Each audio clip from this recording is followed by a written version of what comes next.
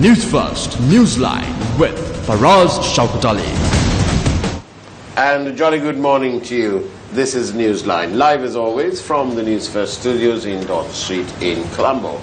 And today Newsline poses the question, at what point does trade union action impinge on the greater people's interest? To discuss this very important subject, as the country continues to be troubled by strike after strike after strike and protest after protest. To discuss this and a bit more is that fiery trade unionist of yore, Mr. Rusripala Tenakon. Very good morning to you, Mr. Rusripala. Good morning, Farah. It's nice to see you here on the set. Yes, nice to meet you. And we have some clips of this of the various actions that have been taking place, and we'll show you that just to focus on what we are going to talk about this morning.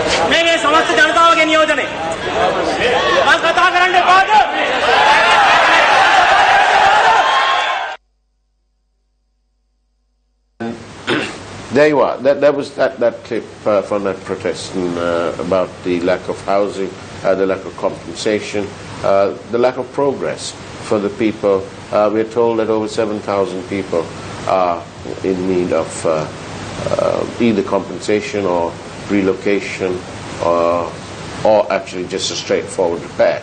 Or is it also dealing with the impending dangers that they have in the future?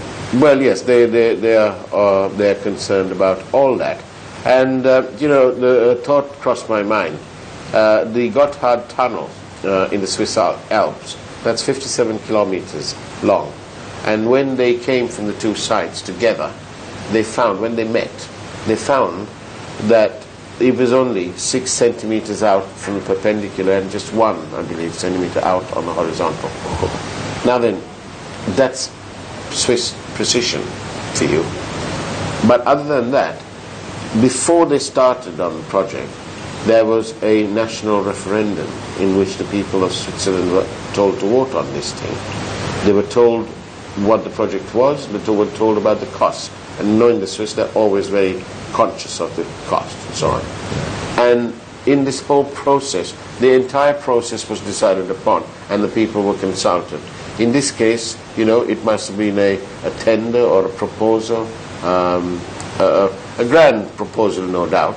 But, you know, it's not that progress should be halted, but that progress must be taken in with dollops of safety and planning and professionalism, because clearly they knew that some people are going to be undoubtedly affected. Yeah. And indeed they have undoubtedly been affected. We know that vast sums of monies have been paid as compensation by the contractors to the ministry concerned, but the relocation and so on and the compensation process has been very slow, which is why people are protesting. Apparently the consensus process has not gone through properly, I believe. Yes. That is why this has led to this situation. Yeah. And it is basically a very important factor in huge projects like this, which concerns the life patterns of thousands of people who are living there for so many years. Yeah. So I think it could have been the concern of the people who plan these huge projects to also obtain the consensus of the people who are at least directly involved. Indeed. I mean, other than in this country, we are not very familiar with going for referendums on issues like this. No. But actually, as at least a sort of a referendum or a consensus views, expression of ideas and obtaining of views from the people concerned should have been the pre-requirement of this type of projects. Indeed. At least you're right. At least the people in that area Yes. ought to have had a local referendum. Yes. Because it's their lives. Yes. So, but Mr. Rusapala, now you're a trade unionist of several, I was going to say hundreds of years, but several years of expertise in this matter. Yeah. So, obviously, trade union action can be useful in the national interest. But at what point, Mr. Rusapala, does that special trade union action in the national interest, at what point does it impinge on the public interests? Yes, now this is an issue. It has many facets to it. You know, when we look at the impact on the public life and the reaction of the public towards a trade union action, it all depends how you plan and what the net result of that is going to be. Right. The consequences of an action is more important.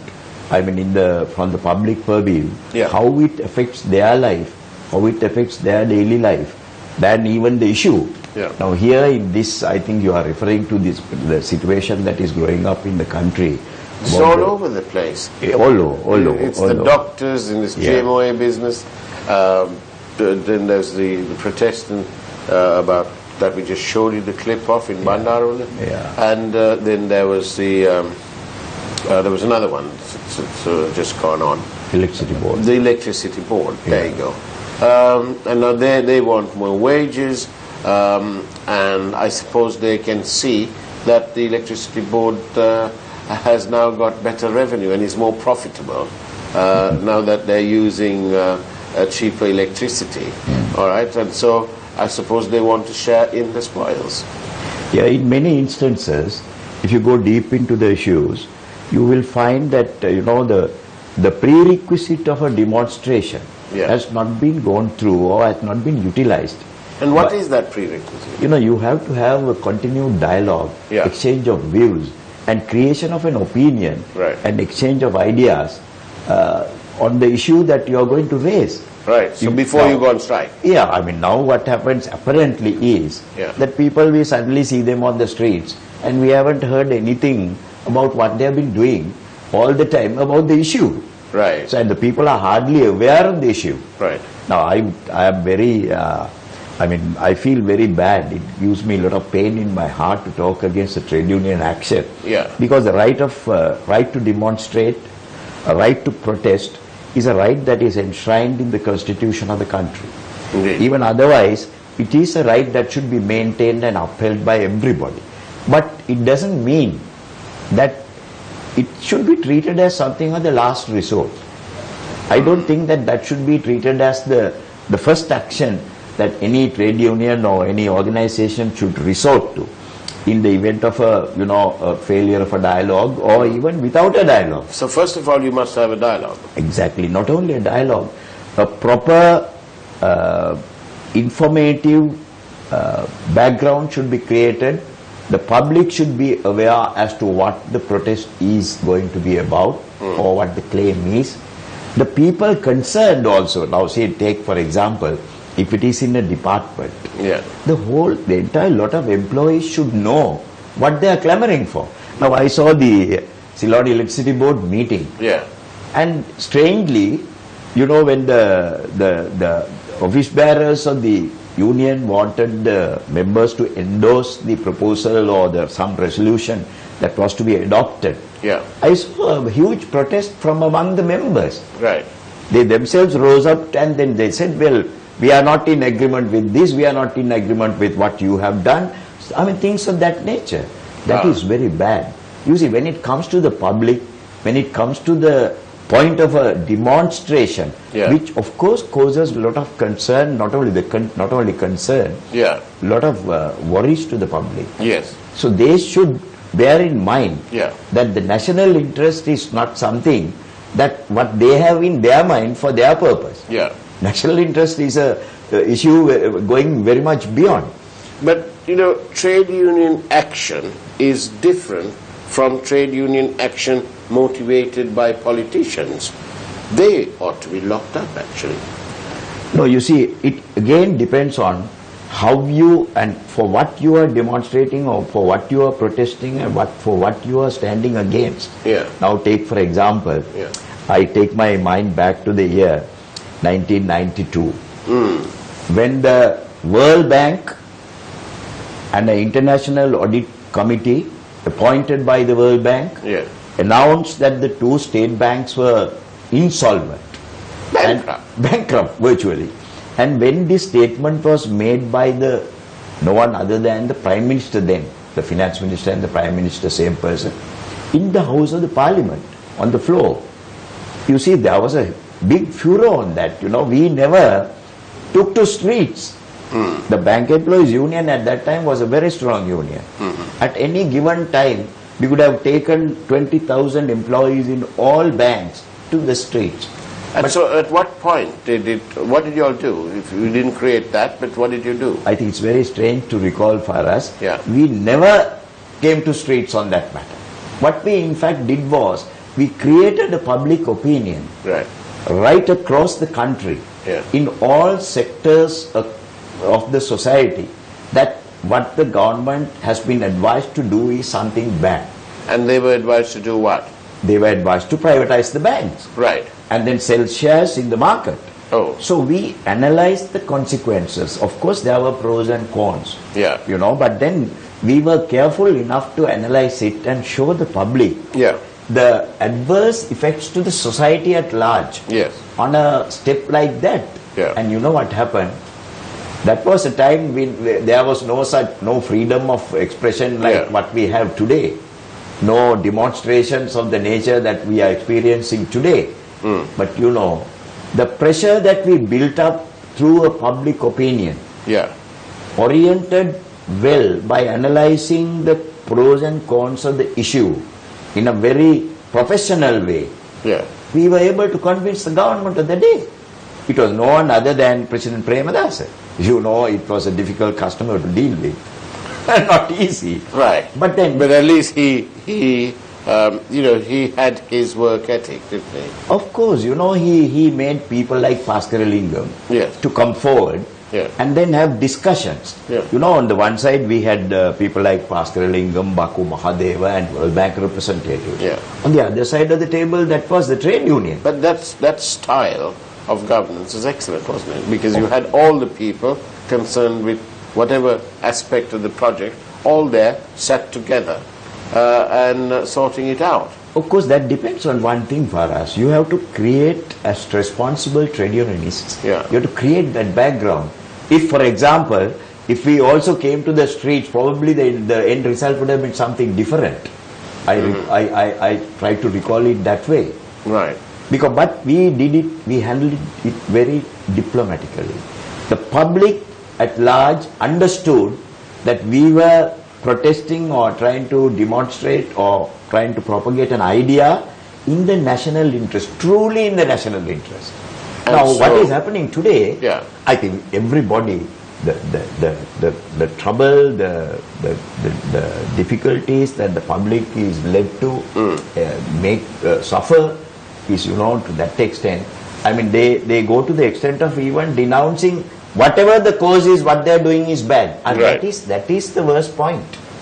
For a trade union, if whatever the cause is, if the public at large feel that what they are doing is bad, then of course they can't go a long way. Because everything, whatever you do in the end, it is the public interest that is important. No? Why are the trade unions protesting against some issue? because they say, as they claim, Yeah. it is against, in the long run, it is against, or in the end, it is against the public interest. So if it is against the public interest, one thing that you must ensure is always ensure that you have the public support for it. Yes, because But otherwise... what we are experiencing today is, blocking the roads, Right. gate crashing into a ministry, and then breaking the law. And this type of thing, Cannot be tolerated. the initial reaction of the public is it is bad. Yeah.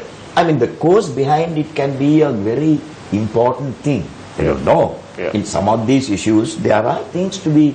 There are merits. There are merits and to be addressed properly by the government. Right. And by people in authority.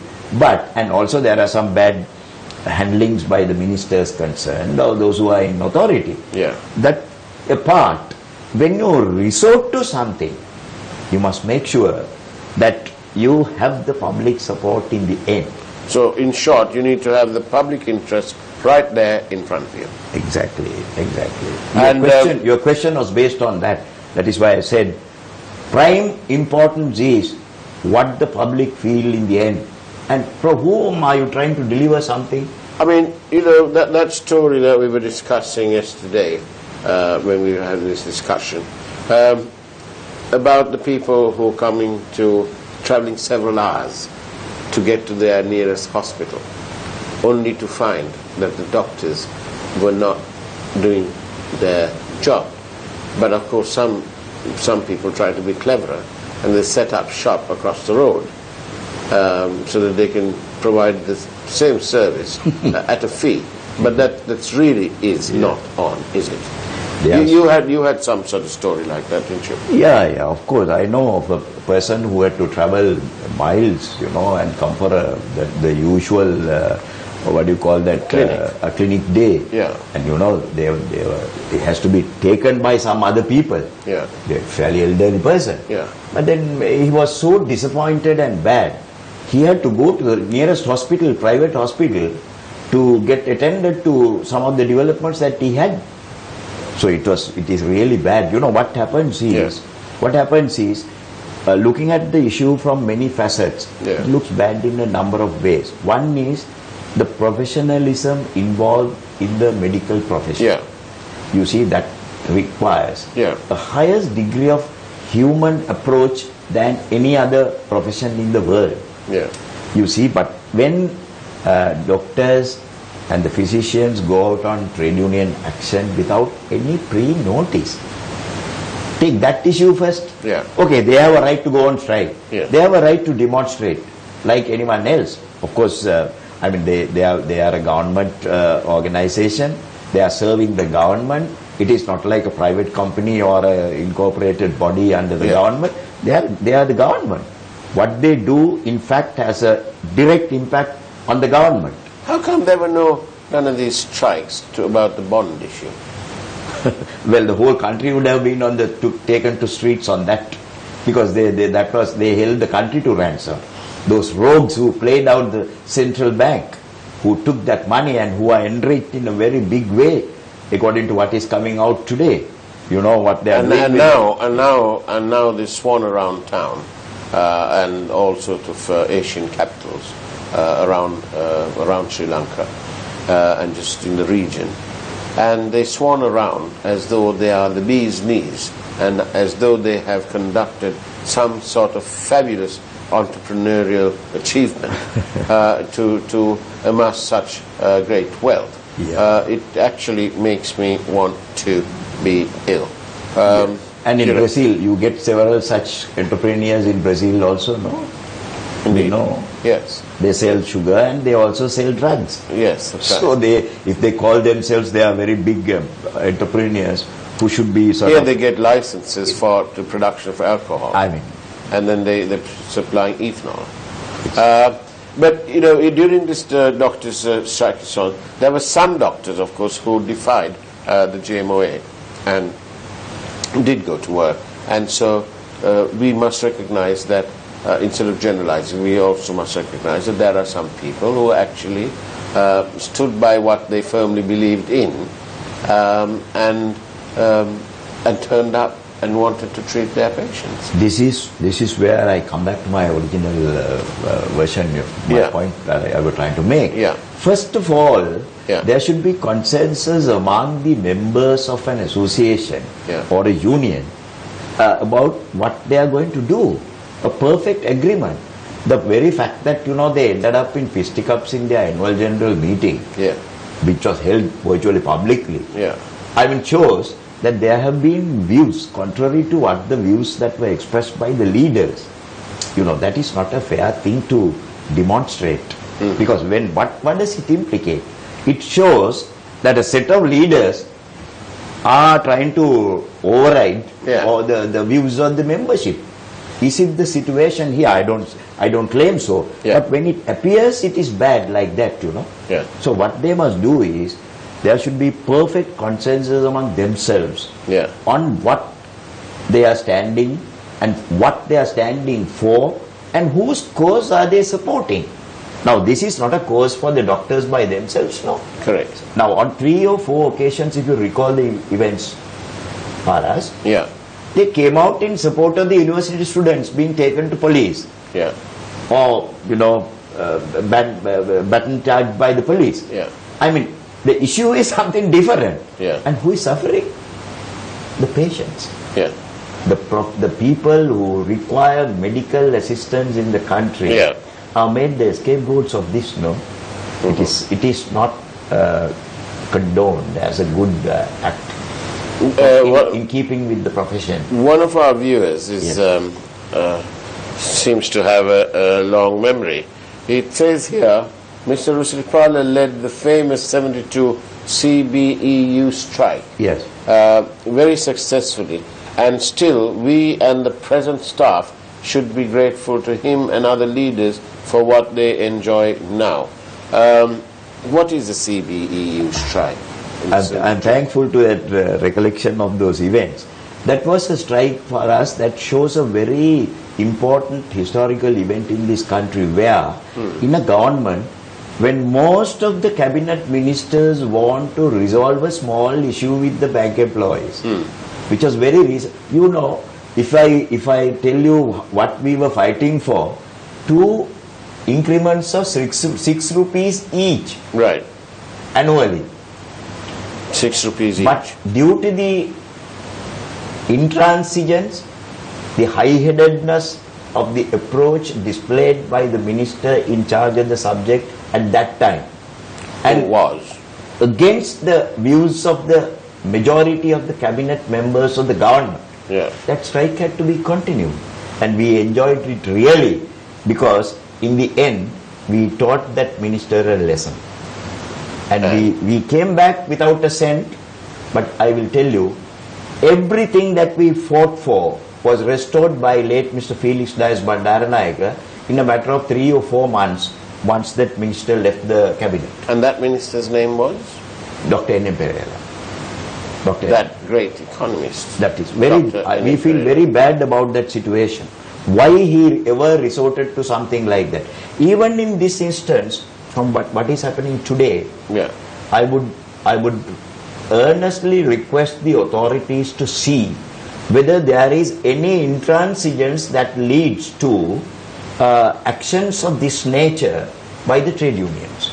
That is also an important factor, because nobody, when you are a minister, you are serving the public. You are not the boss of the country. So you have to listen, you have to be attentive, you have to consider all sides of things. Another viewer, few have hijacked the GMOA the same way that Ranil Wickremesinghe has surreptitiously hijacked the UNP. What do you have to say about that? Of course I fully agree with it.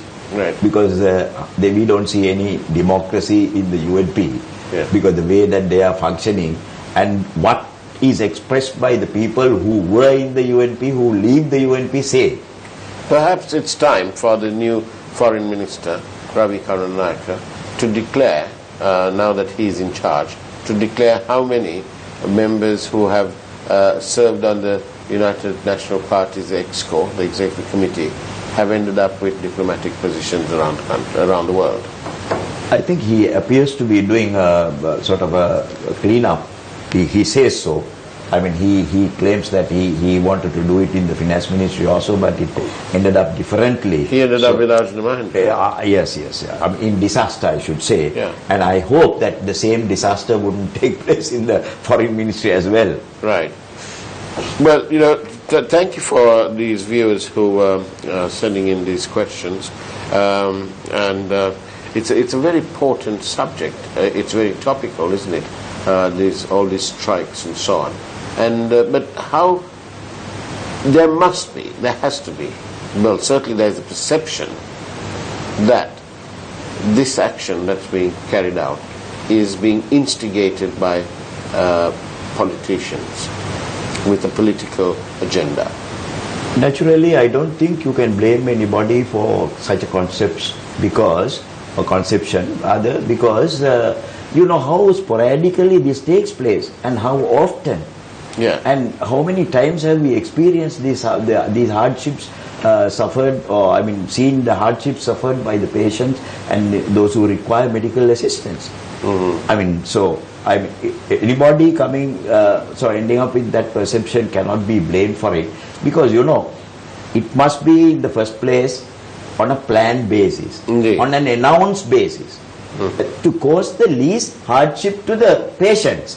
Right. Now, what is happening today in this trade union action is that it is designed, it appears, as if to cause the worst hardship to the patients. They don't know that the doctors are going on strike.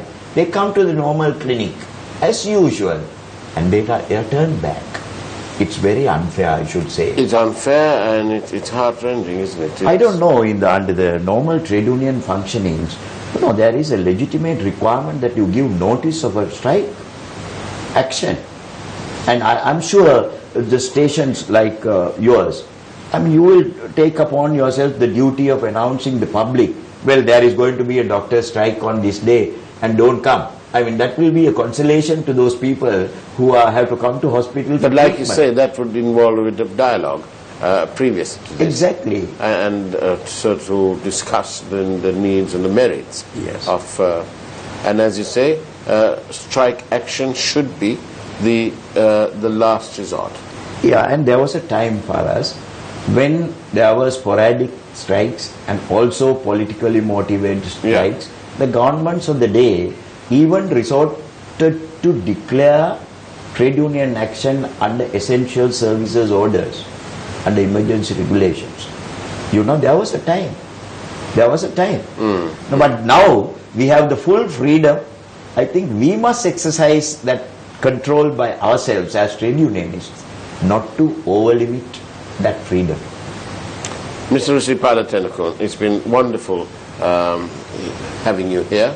It's been wonderful hearing those nostalgic but important events that led to the removal of Dr. N.M. Pereira as Minister of Finance, and thereafter it resulted not too long after that in the very collapse of that government. Mr. Risripada Tennakoon, thank you very much. We hope you share those views on Talk the Town on SFM. And that's it from Newsline on Thursday, the 29th of June, 2017. Take care. God bless.